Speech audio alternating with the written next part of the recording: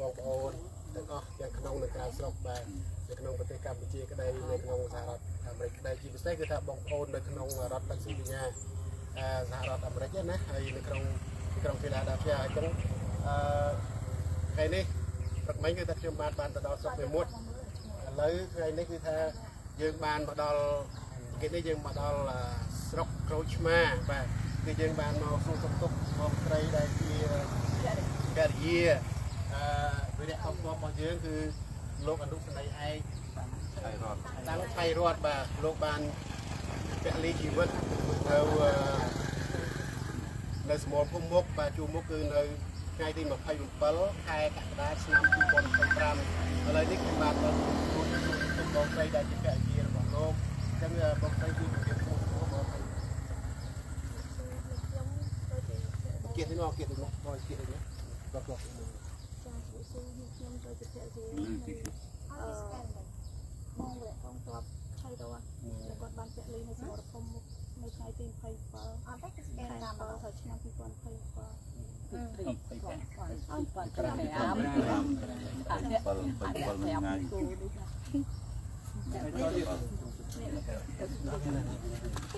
ហើយចុះ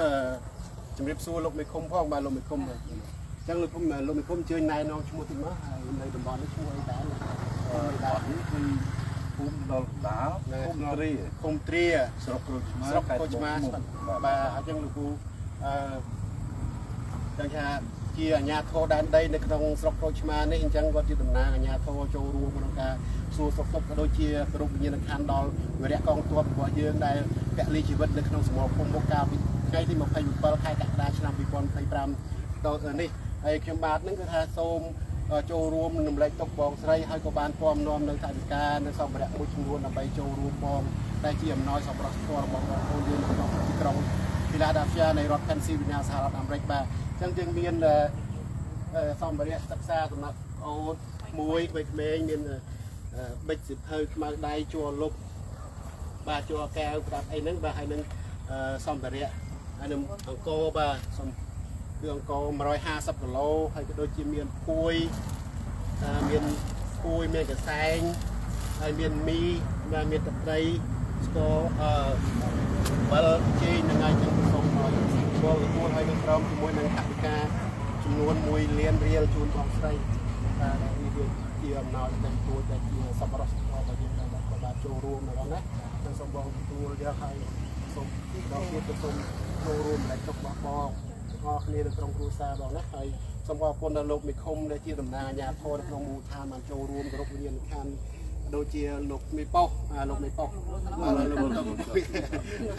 បាទចឹងអរគុណច្រើនហើយសម្រាប់ការបាទលោកមេភូមិបាទចឹងលោកមេភូមិលោកមេឃុំក៏ដូចជាលោកមេប៉ោះក៏បានចូលរួមដែរបាទហើយជាចុងក្រោយក៏ថាសូមថ្លែងអំណរគុណបងប្អូនលោកពូដែលជាអាជ្ញាធរបានចូលរួមក្នុងកម្មវិធីហ្នឹងហើយដើម្បីគេថាជាប់ដៃទៅវិញគេថាជំនាញនោះក៏មានថវិកាតែជួយដើម្បីលោកពូភាសាកាទៀវលំឡាយកាហ្វេណាបងមានថៃម្ដងទៅដល់សម្រាប់ជនយើង